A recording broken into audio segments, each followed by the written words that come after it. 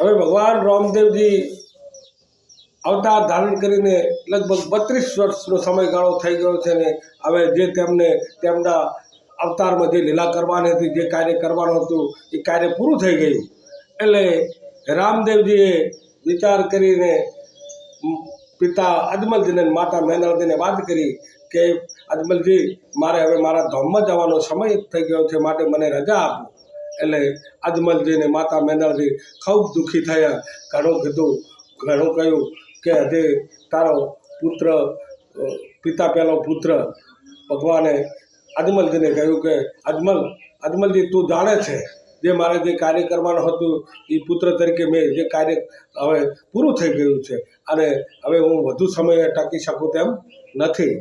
એટલે તેમને નેતલજીની રજા લીધી. નેતલજીએ ઘણું કહ્યું. તે વખતમાં નેતલજી એક પુત્ર હતો અને તેઓ ગર્ભપાત તેઓ તેમને ગર્ભધારણ થયેલો હતો. તેમને ઘણું કીધું. તેમને કીધું કે મારું સ્મરણ કરજે, આપણા વંશ અને વારસો મારું સ્મરણ કરશે તો હું તેમની સમક્ષ હાજર છું, માટે કોઈ ચિંતા કરવાની નથી અને આપણે સમય સમયે આપણા ધામમાં જવું પડે. હવે આ બાજુ એમ કરતાં કરતાં તેઓ સગા સંબંધીઓને, તેમના પોતાના બધા વાલાઓને બધાને ખબર આલી કે ભાદરવા સુદ નૂમને દિવસે તમે બધા રણુજા આવજો અને રામદેવજીને સમાધિ લેવી છે. એટલે તેમના સગા સંબંધીઓ બધા ભેગા થયા છે અને સવારમાં ભાદરવા સુદ નૂમને દિવસે સવારમાં વાગતે ગાજતે અબીલ ગુલાલ ઢોલ નગાર શરણાઈઓ, એક બાજુ શોખ છે, એક બાજુ હરખ છે અને તેઓ બધા રોમાહરદી પાળે ઢોલ નગારા વાગી રહ્યા છે, અબીલ ગુલાલ ઉડી રહ્યા છે. અને એ વખતમાં દાડલબાઈ શાયરના તેઓ શાયર હતા. તેઓ સાવર એટલે શાયર મેઘવા. એમના તો દાડલજી હતા. એ દાડલજી હવે સવારમાં વહેલા 5 વાગ્યાના સમયે તો નાના ઢોકળા લઈને તેઓ સીમમાં સારવા ગયેલા અને પાછળથી સવારમાં દર ઉગ્યા પછી આ બધો ઝાલર ડંકા ને બધું તેમને સાંભળવામાં આવ્યું. એટલે કોઈ વટુ માર્ગો જાતો તો એમને પૂછ્યું કે ભાઈ, અમારા રણુજામાં શેનો ઉસરંગ છે? એટલે તેઓ પરદેશી કીધું કે ભાઈ, તારા ગામ રણુજામાં અજમલજીનો કુંવર જે રામદેવજી છે તે સમાધિ બતાવ્યા કે તે સમાધિ બતાવ્યા. દાદાને કહ્યું કે શું રામદેવજી સમાધિ દઈ રહ્યા હતા, મારાથી આ પ્રપંડ કરી અને તેઓ સમાધિ લઈને મને મૂકીને તેઓ જાય છે. તો અજમલજી અને દાડલભાઈ તે જાત્રુને કીધું કે તમે ક્યાં જાઓ છો? મારા અહીંયા ઘડીક વાર ઢોકળા રોડો. એટલે પેલે કીધું કે મારે કાશી યાત્રા કરવા જાઉં છું. પેલો દાડલભાઈએ કીધું કે ભાઈ, હાલ તો હવે કાશીની યાત્રા આ રણુજામાં જ કાશી જેવી યાત્રા સમજે તો સારું છે. પણ પેલા ભાઈએ માન્યું નહીં. એટલે દાડલભાઈએ જે તેને કહ્યું પણ કોઈએ માન્યું નહીં. છેવટતા હતા દાડલભાઈએ પીરોને તેઓ રામદેવજીની વણ આપી અને તેઓ રણુજામાં આવ્યા. હવે રણુજામાં આવે છે તો અબીલ ગુલાલ કંકુ ઢોલ નગારા વાગી રહ્યા છે અને એમ કરતાં દાડલભાઈ જ્યાં રામદેવજી તળાવની પાલે સમાધિનું ખોદણ કામ ચાલુ છે ત્યાં દાડલજી ઊભા રહ્યા અને કહ્યું, રામદેવજી હમી નજર મેળવીને ઈશારો કર્યો કે શું તમે મને મૂકીને એકલા જતા હતા? એટલે રામદેવજી કહ્યું કે હવે તારે જે કરવું હોય તારું કામ ને હું કરું મારું કામ. દાડલભાઈએ કીધું કે ભાઈ, આ તો સમાધિ કોના માટે ખોદી રહ્યા છો? એટલે કે સૌએ કીધું કે આ છોકરી શું બોલે છે, શાયરની છોકરી શું બોલે છે? એટલે કે હવે આજ તો હું શાયરની છોકરી નથી, મને શાયરના તો મૂકવામાં એટલે હું શાયરની છોકરી નથી, હું તો જગતની છોકરી છું, હું તો જગતની છોકરી છું, હું જગતની જોગણી છું. એટલે મારી વાત તમે સાંભળો. આ સમાધિને આ જગ્યા મારી છે. એટલે હવે કીધું કે તું હવે રામદેવની બરાબર વાત કરે છે કે હા, રામદેવની સમાધિ આ નથી. અને તેને કીધું રામદેવજીને કે તમે તમારી સમાધિ તે તમે ખોદાવો, મારી સમાધિ શા માટે ખોદી રહ્યા છો? રામજીજીએ કીધું કે દાડલ, આમ વિખવાદ કરે કે અમને તારું પ્રમાણ આપવું પડશે તો આ જગતને સંસાર માનશે ને કે તારાને મારા કોઈને કીધે નહીં માને. એ તારી સમાધિ છે, હું તારા પાસે કોઈ પ્રમાણ હોય તો આ જગતને બતાય. દાડલભાઈએ કીધું કે એનું પ્રમાણ હતું કે ભાઈ સમાધિ ખોદો ત્યાંથી કોગસી કંઠોળો નહેરે તો એ સમાધિ મારી છે. અને પછી રામદેવને કીધું કે તમારી સમાધિ તો સામે છે. રામદેવ કે મારી સમાધિ તો હવે તો બતાવ.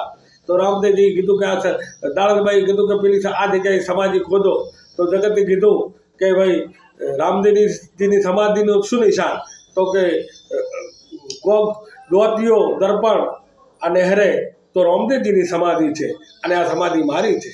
એટલે હવે જો સમાધિ ખોદી થોડા ઊંડે રાતા મોંથી કોકસી કંઠોળો નહેર્યો અને કાંકણ નહેર્યું એટલે બધાને વતાવ્યો. એટલે બધા જય જયકાર પોકળા મને દાદાજીને સૌ કંકુ ગુલાલથી વધાયા અને દાણંદભાઈને કીધું કે અમે તમને ના ઓળખી શક્યા. દાણંદભાઈએ સૌને રામદેવજીની જય જયકાર પોકાળી. દાણંદભાઈએ સૌને આશીર્વાદ આપ્યા અને તેઓ સમાધિમાં ઉતરી અને તેઓ સ્વર્ગવાસ સીધાણા. હવે આ વખતે રામદેવજીએ પાછા બે દિવસ સમાધિ લેવાનું બંધ રાખીને તેઓ પાલે 2 દિવસ જાગરણ રાખીને બધાને ઉપદેશ કર્યો અને દાણંદભાઈની સમાધિ લેવાથી તેમને 2 દિવસ તો રોકીને હવે દાણંદભાઈ રામદેવજીની સમાધિ 2 દિવસ પાછળથી લેવી પડી. અને રામદેવજી ભાદરવા સુદ 11 દિવસે તેઓએ સમાધિ તેઓ ખોદાવી. તો ત્યાંથી કોક્ષો અને દર્પણ નહેર્યું અને હવે રામદેવજીની જય જયકાર પોકાર બોલાવી અને રામદેવજી સમાધિમાં ઉતર્યા. એટલે સમાધિમાં ઉતર્યા એ વખત એક વીરગેડીઓ અને એક કટોરો આ લઈ અને અંદર ઉતર્યા હતા અને કહ્યું કે જાઓ હું ભેડીએ તમારી પાસે જ છું, પણ યાદ રાખજો બ્રહ્મા વિષ્ણુ મહેશ નારદ કોઈ બી આવે તો મારી સમાધિ કોઈ ગમે કોઈ વિચાર કરે કોઈ કરે પણ મારી સમાધિનો કોઈ પડદો ઉકેલતા નહીં. અને મારા માથે ધૂપ દીપ કરજો અને હું 3 ભેટીએ તમારી સમક્ષ હાજર રહીશ.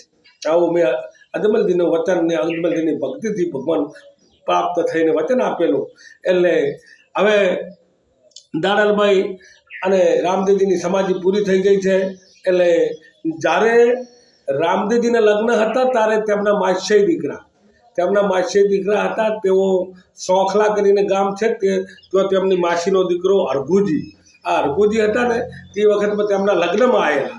હવે લગ્નમાં ના આવેલા એટલે હાવ પોતે તેમની જોન જવાની હતી એટલે હાવ પોતે કોઈ ઘોડાનું કોઈ તારે આ અરઘુજી પાસે કોઈ ઘોડો બીજો ઘોડો હતો ને એટલે અરઘુજી ગોત્રા આવ્યા. હવે રામદેવજીને તો તેમના કોઈ ભાઈ બંધુ સખાયા તેમને આડે એટલે હાવ પોતપોતાના કોઈ ઘોડે કોઈ બગીમાં કોઈ પણ અરઘુજી ઊભા.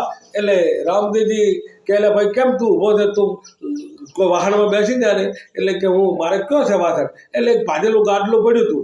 એટલે રામદેવજી ઈશારો કર્યો કે પેલું વાહન રહ્યું તારું. હવે અરઘુજી ભાજેલા ગાડલામાંથી જાય તો તે તો ગાડલું સળગારાઈ ગયું. ગાડલું માફાતા ટાઈપ થઈ ગયું. એટલે અરઘુજી ભગવાનને નમસ્કાર કર્યા, વિચાર કર્યો કે પ્રભુ જ્યારે તમે તો કોઈ દેવ અવતાર છો પણ જ્યારે તમે સ્વર્ગમાં સીધાઓ ત્યારે મને મળીને જાજો. એવો અજમલજી અને રામદેવજીને અરઘુજી બેને કોલ થયેલા હતા. હવે ભગવાનને આ કોલ યાદ આવ્યો કે મેં સમાધિ નથી પણ હજી અરઘુજીને હું મળ્યા વગર સમાધિ લઈ લીધી છે, માટે મારે અરઘુજીનો કોલ પૂરો કરવો પડે. હવે આ બાજુ અરઘુજીની પત્ની તેઓ રાતે સૂતા હતા ને તેમને રાતે જંજાળ થયો કે મને એવું લાગે છે કે તમારા માસ્ય જે રામદેવજી પીરાઈ કરતા હતા તેમની પીરાઈ પૂરી થઈ ગઈ હોય ને તેઓએ સમાધિ લીધી એવું મને રાતે સપનામાં લાગ્યું. અરઘુજીએ કીધું કે ઘણા નર છે જૂઠા, થોડા નર હાસા છે. આ રામદેવજી તો હાથો છે અને મને વચન આલ્યું છે અને વચન આલીને મને મળ્યા સિવાય તો ક્યાંય સમાધિ ના લે. તો તેમને કીધું કે તમે રણુજી જ્યાં સમય થઈ ગયો છે તો માટે જાઓ. તો ઘરે સવારમાં અરઘુજી ઘોડા પર પલાણ પડી અને અરઘુજી રણુજીની વાટે હાલીને હર્યા છે. તો વચમાં વાતો મળે છે કે રણુજીમાં રાજકુર જે પીરાઈ કરતા હતા એ રામદેવજી સમાધિ લઈ લીધી. અરઘુજી વિચાર કરે કે મારું મને વચન આલેલું છે રામદેવ ખોટો પડ્યો એમ કરે છે. એમ કરતાં ત્યારે તો વચમાં આવે છે ને એક ઝાડ છે તે ઘોઘાની ઝાડ તરીકે ઓળખાય. તો ઘોઘાની ઝાડે તેઓ રામદેવજી ઘોડા ચરાવે રહ્યા છે. અને અરઘુજી વિચાર કર્યો કે જગત કેવી વાતો કરે છે. અને અરઘુજીને બંને ભાઈ મળ્યા અને એકબીજી વાત કરીને ઘડીકમાં વાત થઈને એમ વાતમાં કીધું કે મેં તો આ મંગળના સમાચાર હોબલા હતા.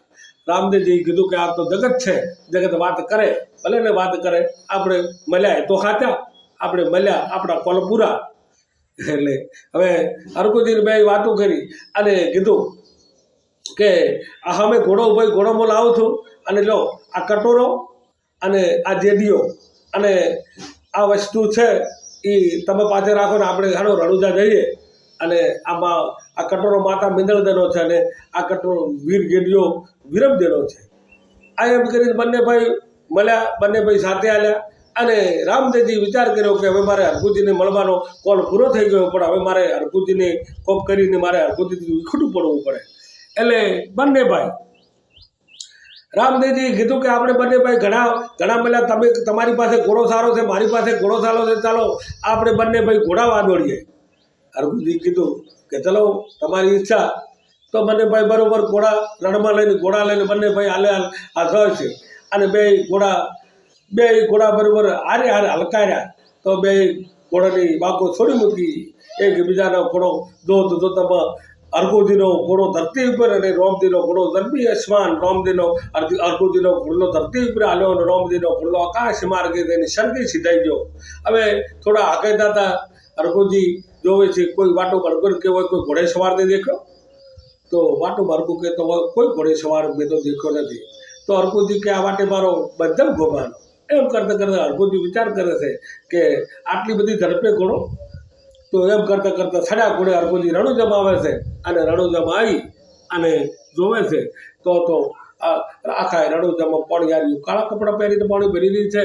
ગામના ગુંદરે જોવે છે તો માથે પાઘડીઓ મૂકી, સાફા મૂકીને ધોળા ફાળીએ બધેલા છે. હરકુજી વિચાર કર્યો છે કોઈક આ મંગળ તો છે, પણ રામદેવજી તો સમાધિની વાત ખોટી. એટલે એને જોવે છે. એટલે હરકુજીએ કીધું કે કેમ શું ધરતી મિલીને તમે ઢોલિયા પર બેઠા? તો તુવરો બોલ્યા, હરકુજી તમે કોઈ વિચાર કરતા નથી, તમને આજ રોમજી સમાધિ દાડા થતે ને હોઈ જાય, તમે સડ્યા ઘોડે રણુજામાં આવો, તમને કોઈ શરમ ખબર? હરકુજીએ કીધું કે શું વાત કરો છો, આ વાત ખોટી છે. કે આ વાત ખોટી છે કે અમે બે છીએ, હમણે મળ્યા બે ભાઈ. કે ના ખોટી વાત, કે હમણે આ ગાલે કે હમણે ગાલે કે એની મારી પાસે પુરાવો છે. કે શું પુરાવો? કે આ ગેડીઓ વિરમ દઈને આવ્યો, આના કટોરો માતા મેનલ દઈને આવ્યો. તો વિરમદેવી કીધું કે આ ગેડીઓનો કટોરો તો આપણી સમાધિમાં તેઓ ઉતર્યા તારે મને સાથે લાવવાનું કીધું, તો મેં અમને હાથે લાવ્યા હવની સમક્ષ તે સમાધિમાં લઈને ઉતર્યા છે. એટલે હરકુજીએ કીધું કે રોમદેવી સમાધિ નથી લીધી, રોમદેવ તો ચમત્કારી હતા, એટલે તમને ચમત્કાર બતાવે છે. રોમદેવ તો હજી ધરતી માટે મને તરત મળ્યા છે, સમાધિમાં નથી ઉતર્યા. નહીં તમને કોઈ ચમત્કાર દેખાય તો આ ધરતી ઉપર ફરે છે અને આ સમાધિની વાત ખોટી છે. તો કે આ ગેડીઓ કે કોઈ સમાધિ નહીં હોય. તો બિચારા એ વખતના ભોળા માનવી અને હોયને રામદેવજી કીધેલું હતું, છતાંય આ ભોળી વસ્તી ભોળા તુંવરે બોળવાઈ ગયા અને કીધું કે મારું નક્કી કરવું છે. કે નક્કી કરવું છે કે હેડો સમાધિમાં જોવું છે. તો જઈને સમાધિ માથે જઈને હરકુજીને આ બધા કુદરતને કરવું છે, સમાધિ માથે જઈને જોવું છે. સમાધિ માથે એ પર જઈને કોદાળા બોલ્યો એવો આકાશમાંથી ગેબી અવાજ થયો કે પીરું તમે વચન ભંગ, તુંવરો તમે વચન ભંગ થયા, માટે જે હું ત્રીજી પેઢીએ જે પીર થઈને અવતરતો હવે હું અવતરીશ નહીં, અને તમે વચનનો ભંગ કર્યો છે, માટે જાઓ તમે, હું તમને શ્રાપ આપું છું. એટલે બધા તુંવરો નમી પડ્યા કે તો શ્રાપ એટલે કે તમને હું મીઠો શ્રાપ આપું છું કે નૂમના દાડે મારા નજર રોપા છે, દસમના મારા જાપ જપા છે, ભાદરવી 11ને દાડે મારા મોટો મેળો ભરાશે, 1,00,000 2 લાખ જાત્રાળુ મારે આવશે, દેશ પરદેશથી જાત્રાળુ આવશે. અને તે જે 11ને જે પ્રસાદ થાય ને તે પ્રસાદ મારા માથે જે મારી સમાધિ માથે ચડે એ જઈને તમે ભૈરવને જઈને ચડાવજો. અને જો રણુજામાં 1,00,000 વસ્તી ભેગી થશે તો એક વસ્તી એ ભૈરવને કોલ છે ત્યારે મારો મેળો ભરાય તો 1,00,000 વસ્તી 11 દિવસ ભેગી થાય તો 1,00,000 ભૈરવ તેનો સંહાર કરશે. આ મારો વચન છે. એટલે અને તમે જાઓ આ જે હોય મારા નામનો કળશ મળજો, જે તમે કળશ દાન દક્ષિણા આવે તે તમે વેચી અને તમે મારી પ્રસાદ અને આ કાબા અને આ રણુજામાં જે જાત્રાળુ આવે એમને તમે ધૂતી ખાજો. આ મારો વચન છે અને મારો મેળો ભરપૂર ભરાશે. અને જે મારા સમાધિ એને ગુગળનો ધૂપ દીવો અને પ્રસાદ ધરાવતા એની કામના હું પૂરી કરીશ. આવી રીતે અજમલજી અને દાણલભાઈ અને રામદેવજી અને દાણલભાઈ અને હરઘુજી આમ સમાધિનો ભેદ ઉકેલાયો.